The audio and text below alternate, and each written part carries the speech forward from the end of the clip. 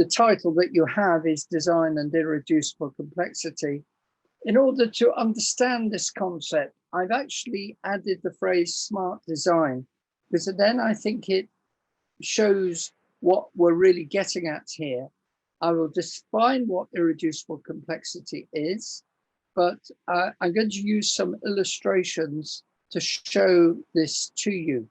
You'll be sad to know that the bombardier beetle, which I spoke on last year, is not included because I've already spoken on it, but that could be also an interesting example.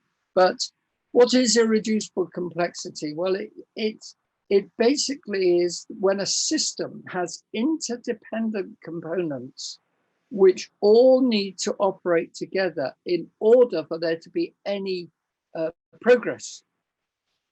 Nothing works unless everything works is a fairly good summary. They've got to work in harmony together.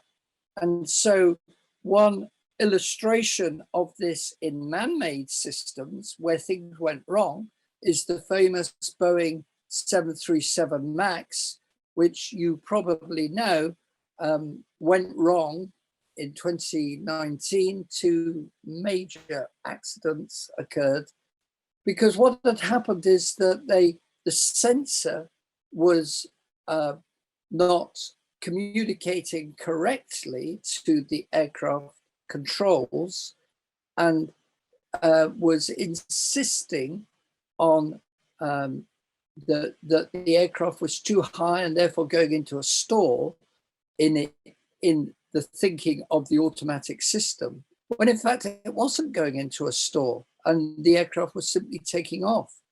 So there was an incorrect information of the angle of attack sensor which caused this. So interacting systems always need correct control.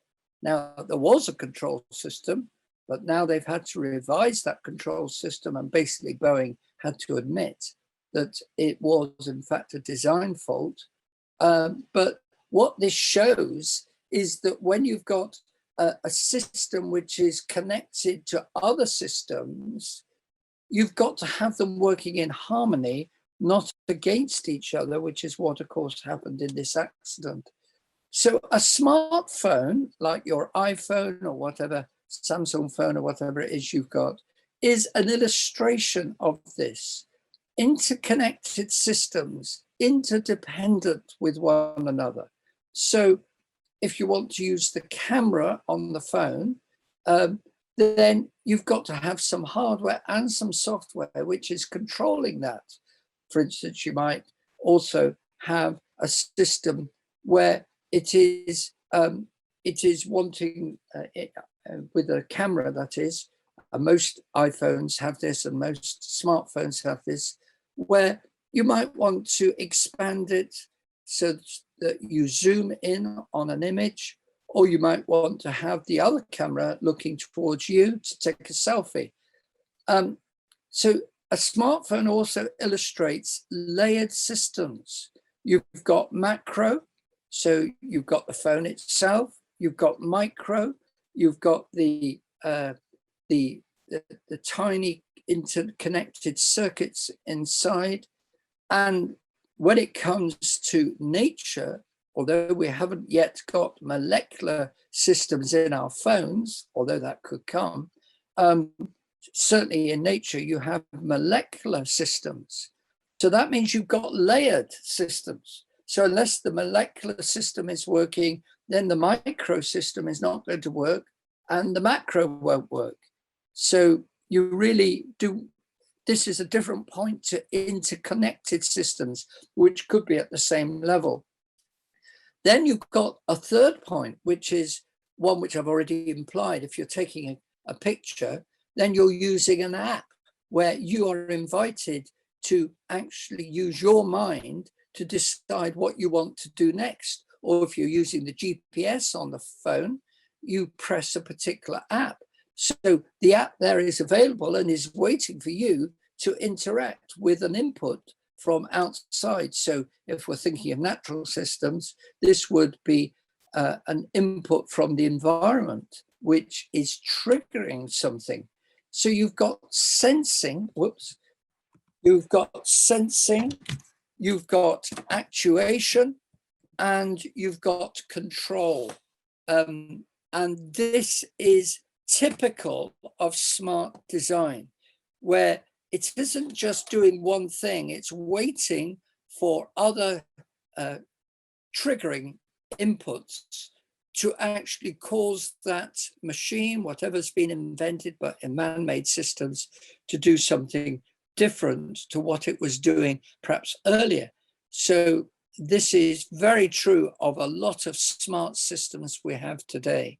You have a smart system to control your central heating at home, or whatever it is that is digitally controlled today. We're going to look at 5 examples of smart design. 5 examples I'm going to look at. We're going to look at flight control in birds. We're going to look at flight control in dragonflies and the metamorphosis of them. You'll see that in the summary of the notes that are available on the app for this session. And by the way, the slides are also available in a PDF format, not quite the same high quality, slightly lower quality in order to get them not to go on the app. Then we're going to look at molecular motors. And amazingly, I don't know whether you're aware of this, but there are intermeshing gears in nature. And if I get time, I'll get to the ordinary leaf, although I may not get time for that. So I'm going to look first of all at flight control in birds. So we're just looking at birds initially. In birds, they have, of course, wings made of feathers, but their control system is something which inspired the Wright brothers, who were the first ones to actually build a man-made aircraft which flew with engines and was powered. This is a white-tailed eagle, which you can see in these pictures, which is showing the aerodynamics which is being formed and controlled by the bird changing its wing shape and changing the way that its wings are set in order to go into a turn. There is lift coming on those aerofoil shapes, which of course are made of feathers on a bird. And a bird cannot fly without a tail, which actually balances the flight in a longitudinal way. Now, this was understood by the Wright brothers. They actually put their tail, by the way, at the front. But you do need an extra surface, not just 2 wings, but you need an extra surface. You usually put it today at the back, but they decided to put theirs at the front. It didn't really matter that they did that, but they also warped the wings, which is what birds do. And wings are made with a special shape in order to cause the airflow to be turned. And as soon as you turn the flow, you get lift. And the feathers have to be put in the right location. So all these things have got to be right for a bird. So this is illustrating the irreducible nature of wings on birds. You can't just have primary feathers only. You need to build up the shape looking down in a planform way. So we're looking from the root on the left, where the tertiary feathers are, through to the secondary, through to the primaries, which are right at the extreme right. Then as you come from the back to the front, you're building the wing up with what we call covering feathers or covert feathers. And then you need the rectrices feathers, which are at the tail. And there are other feathers as well, which I haven't time to go into in depth in this particular talk. I just want to illustrate this principle of irreducible complexity. So if you look sideways on at the wing, you'll see that the wing, of course, for a bird is made of feathers. And just to get this point over, you've got to have thicker feathers, building covering feathers, covert feathers at the front, and thinner at the back. So one is making an aerofoil shape using feathers, which themselves are actually individually all different. And indeed, those feathers are themselves irreducibly complex in their own right, because a feather, when you put it under a microscope, has the rachis, which is the main stem going from the base to the tip. But coming from the rachis, which is the main stem, you've got barbs, right, which is the thick line in the diagram below the pigeon's secondary feather that I've put there. And coming from the barb, and it's only visible under the microscope, are barbules, note, barbules, mini barbs, which have hooks on going vertically on my diagram, and horizontally, the barbules have ridges on. So the hooked barbules slide over the ridged barbules. Well, this is absolutely essential for what we call a pugnacious feather, that is a feather which is carrying the air and is not just there for warmth. We call the other feathers downy feathers, but most of the feathers on the wing are pugnacious feathers. They're used for flying.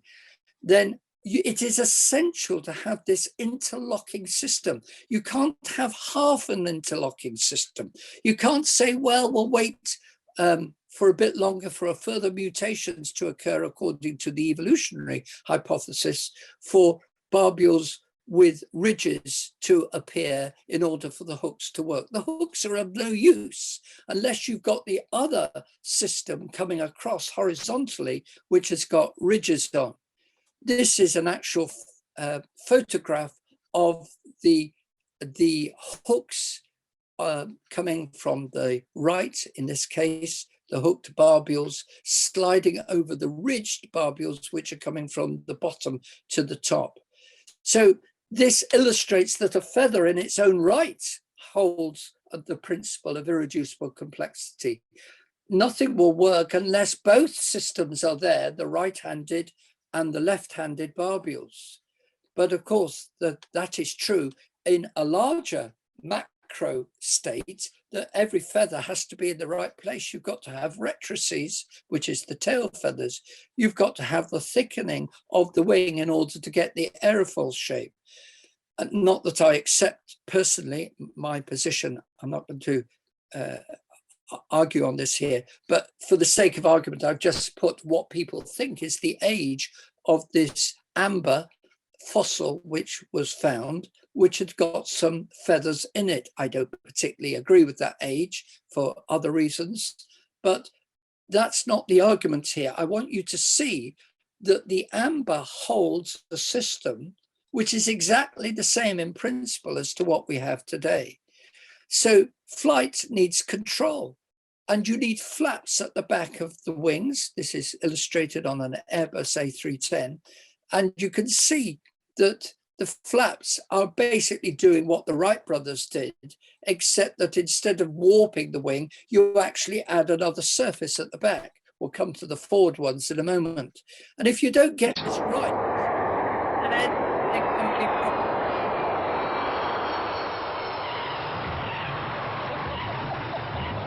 That poor fella managed to get the aircraft down, but an adult wanderer may travel 5,000 miles, sometimes to Brazil and back, in order to collect squid for its young. But the natural equivalent of what you've just seen in the man-made Boeing 737 with the albatross shows far more control as the albatross comes into land after 3,000 miles, maybe out on the ocean getting food. So man-made machines have a narrow region of control, which that pilot almost crashed that Boeing 737. But for man-made creatures, for natural creatures, they have a wide range of control. the albatross can maneuver itself much more readily than man-made machines. That's really what that is showing. And control is part of irreducible complexity. And we've shown that these white-tailed eagles have all sorts of other surfaces. They have winglets at the end, and those winglets actually inspired the winglets that are used on Boeing 777s, used on Airbus A320s today, and many other aircraft. So curved winglets are actually essential for reducing induced drag. Now, these are things which are extras, but they are not compromising the basic irreducible complexity of the control of the main wings. In that sense, you could say they're not essential, but this is the point. Sometimes people add things to man-made machines and then get it wrong, illustrated by the 737 MAX that I mentioned earlier. Whereas in nature, you see that there is actually the capacity for having extras, which some creatures have, like this owl, which does not compromise the basic stability of the wing. One other little point here, but it's not unimportant. At low speed, you want to avoid a stall, and aircraft have what's called forward flaps or slats. Birds have the allula feather, which every bird actually has them, which enables there to be a forward flap, as it were, where the air is encouraged to come above the surface of the wing in order to re-energize what we call the boundary layer at low speed. They even also have what's called eddy flaps, which is basically stopping the stall, which will always develop on the top of a wing at low speed for a bird, and it stops it going forward. If you lift the feathers, this is done passively by the air itself, then this will stop the stall from actually going right across the wing and the bird falling out of the sky. So it's basically an automatic anti-stall flap. Well, these are all working together: feathers, wings, a tail, camber, which I mentioned that a bird changes automatically, the winglets, the allula feathers, the eddy flaps that I just mentioned. I could have talked to you about the breathing mechanism of birds, which actually feeds into the lightness of the body. I haven't time to go into that, but there is irreducible complexity here. If the bird didn't have all these things together, then it wouldn't be able to work. Certainly the first four, feathers, wings in the right place, the tail in the right place, the ability to change the camber. And indeed, you do actually need the allula feathers for low speed flight. You could just do without winglets, but you've got to have the breathing right, which is another story. There is irreducible complexity then, I'm arguing, in birds. Let me move on to dragonflies. Dragonflies also show an incredible irreducible complexity in their flight. Flight is something that I've studied for over 35 years. I've been involved in aerodynamics, involved in heat transfer, involved in engineering. So this is right up my street, as it were, because I was involved in man-made aerodynamics, obviously for aircraft, for many years, and then I moved into combustion. We're not dealing with combustion this day, but we are dealing with the airflow over wings. Let's just have a little closer look at this scarlet marshhawk dragonfly. You'll notice that the dragonfly has very delicate wings, but please note that on the four wings, right at the end of the leading edge, there are four little black spots. I'm going to just speak briefly about them. These are called pterostigma, and they are essential for flight with light wings. The reason is that if you actually start flying with a very, very light wing. So if I illustrate it by this, if I don't know whether you can see my image as well as what's on the screen, I'll try and do this in front of my camera. But if you actually fly with a very light wing, right, then what tends to happen is that it flutters. And this is due to the airflow picking up vortices, or vortices are caused on both sides of the wing, and particularly at the trailing edge, and it tends to vibrate the wing. However, it is known that if you make the wing just slightly heavier, then it will stop the vibration, the uncontrolled vibration. We call it, in aerodynamic circles, we call it flutter. So I'll use that term. So the Dragonfly wants to fly at roughly 25, well, between 20 and 25 miles an hour. That's pretty fast for an insect, and they do fly that sort of speed. Well, if it was to fly that speed without these weights, the wing would flutter. But with the weight on there, it doesn't flutter. So it's an illustration of irreducible complexity. There would be no use for this insect to have supposedly evolved from some other creature if it didn't have the weights in the right place. And indeed, dragonflies have a power stroke in both directions, which is why they're much more powerful flyers than others. But I wanted you to see that those pterostigma is an illustration of this important issue of irreducible complexity. These wings have muscles to pull them down, but they also have muscles to pull each individual wing up. So they have 8 muscles for their wings. And the way the dragonfly flies so fast is by maneuvering the flight of both of those wings, twisting the wings. We call that supination, and pronation, pulling it down. And this is how the dragonfly is able to fly so fast and really is the master of insect flight. There is a lot of work being done on the way the wings are controlled. Remember that there is a separate muscle for pulling the wing down, the separate muscle for pulling the wing up. There is 8 muscles to enable the twisting of the wing. And what you're seeing here in the red is the force on the wing, and the black represents the position of the wing. So we're looking end on at this diagram. And many years ago, in 1999, there was a wonderful bit of work done showing the twisting of dragonfly wings. Other insects will do this as well, but they are the masters as to increasing their lift. Let me just mention one other irreducibly complex part of dragonflies, and that is that they don't start as dragonflies. They start off as eggs laid in water.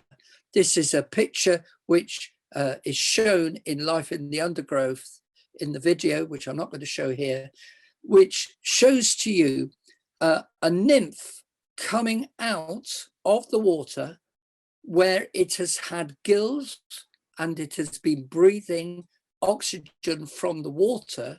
Now it is actually pulling out threads from holes in its thorax through which it will breathe, as well as breathing through its mouth. So it's now breathing in air when beforehand it was breathing in water.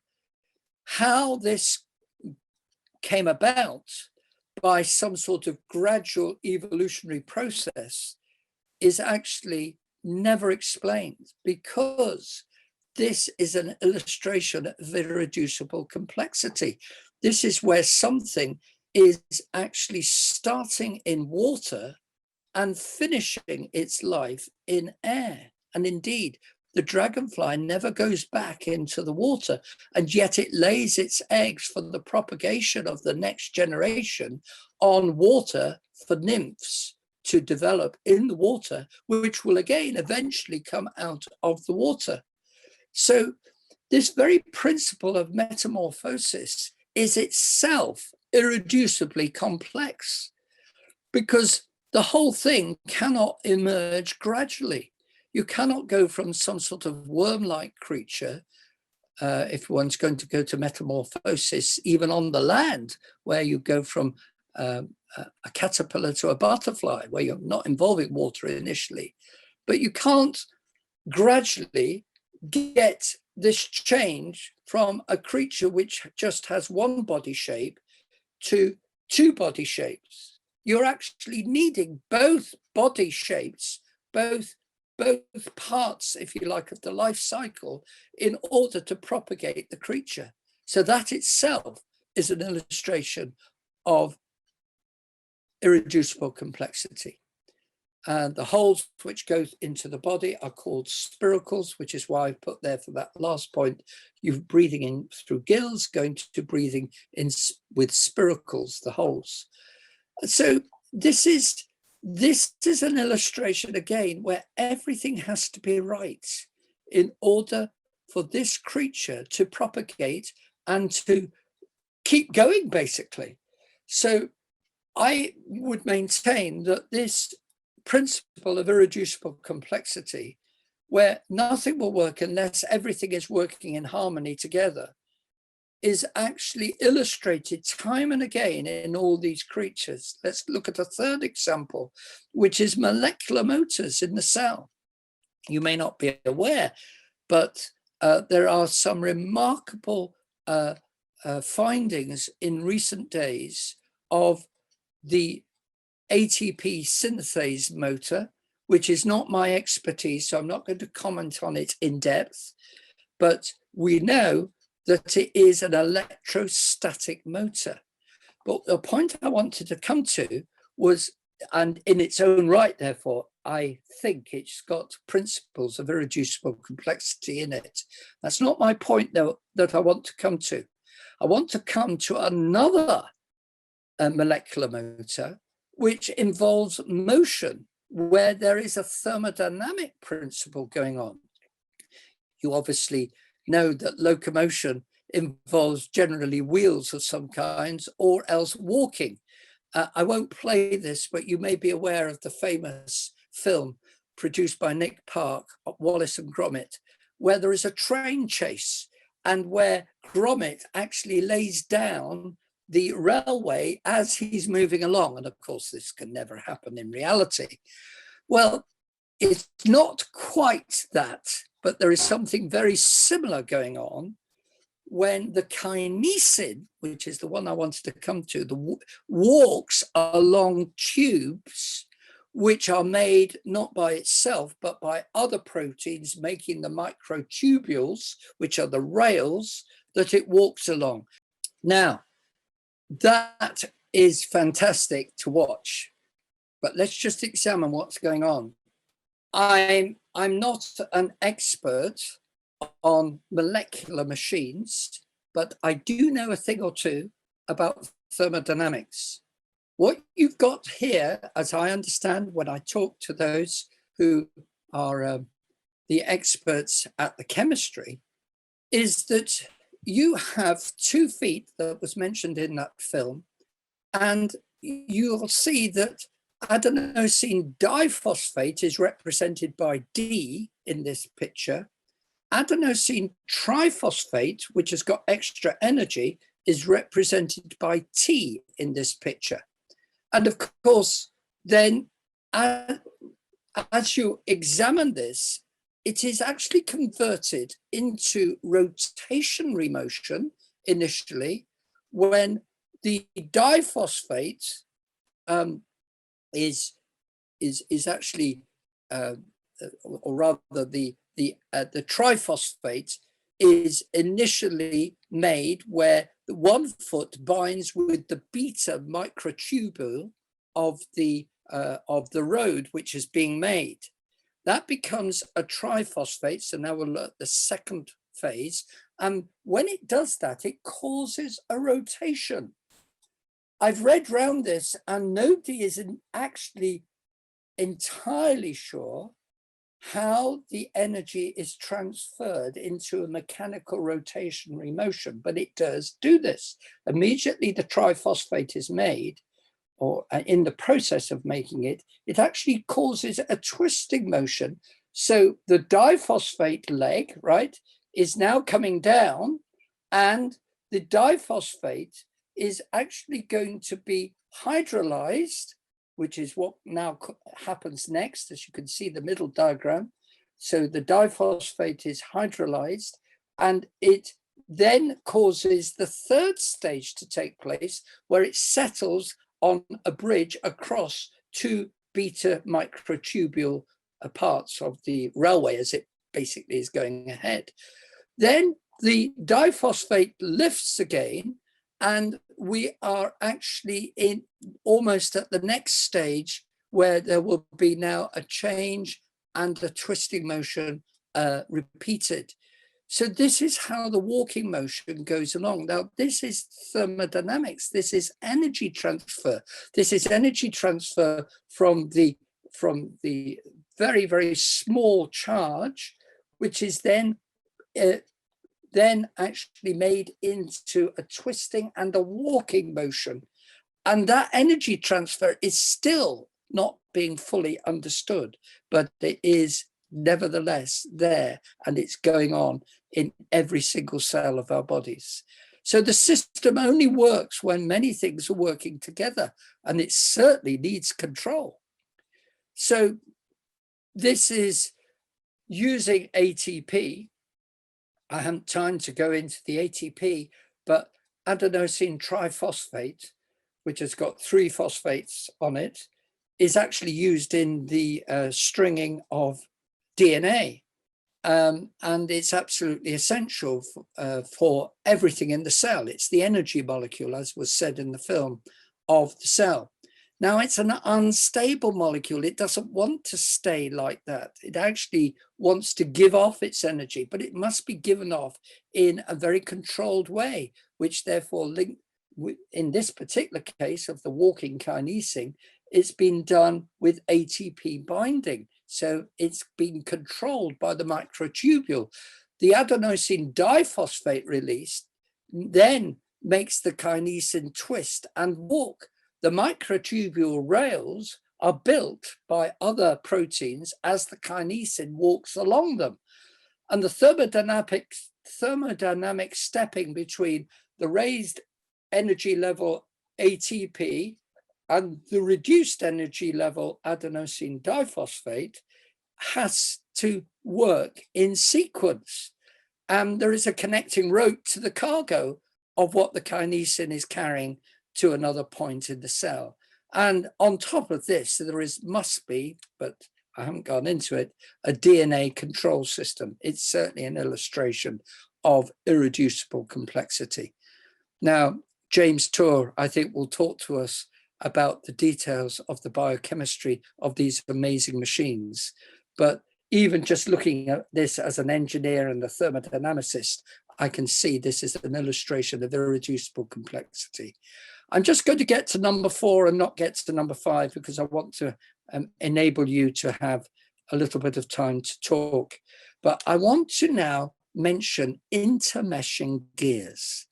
Now, I find this another illustration of something extraordinary.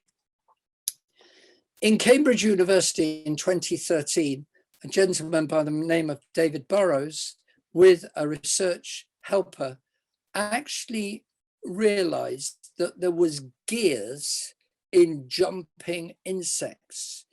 And this is the plant hopper insect called Issus. And this Issus develops an incredible ability with its hind legs to jump at a great acceleration. And in order to do that, it has the legs behind, part of the legs has gears on it to make the legs zip out together. Let the film show you this. This The paper, which if you want to look at it, is in Science, and it was back in 2013. And it actually shows very detailed pictures here of the teeth of the gears and the distance that has to be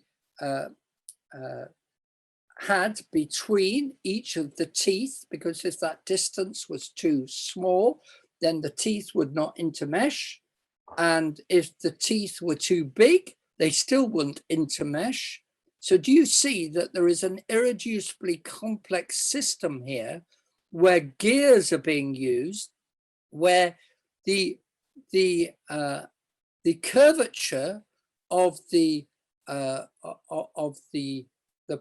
part of what's called the trochanter must be the same on both sides, and the shape of the gears and their distance that I just mentioned must also be correct.